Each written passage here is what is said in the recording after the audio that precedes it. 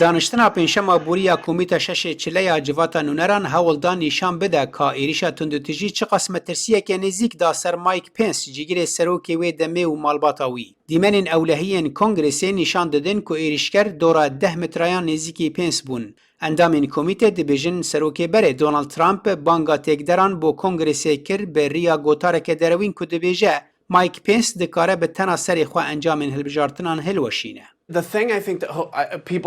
Ez bawer dikim ku divêt em piştgiriya wan destnîşan bikin ka serok çi qas beşdarî pêşengiya şeşê çileyê bûye.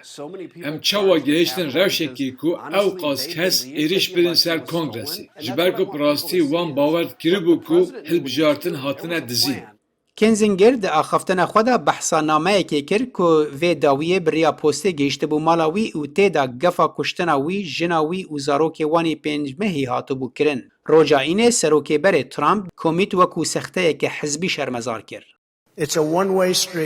Ew cadeyekek alî ye, ew rêketinek sexte ye, ew şermek e û di dîroka welatê me de ti carî çê nebûye ku nêratiya me tune be. Dibêjin wan komarî hene, kî ne? Liz Cheney û Adam Kinzinger yê giriyokî her care ew diaxive digirî. Komîtê gelek klîpên şeşê çile nîşan dan di nav de jî dengên hevkarên gumanbarên di plana hilweşandina encamên hilbijartinan de. Tiştê ku em ji cêgirê serok pênz dixwazin ew e ku ew îro demijmêr yekê piştî nîvro bihê li civatên qanûndanerên wêlayetan li vê yekê binêrin da ku em bigehîne encamekê û Emerîkê bizanin ka me kontrola rêberiya hikûmeta xwe heye yan ne.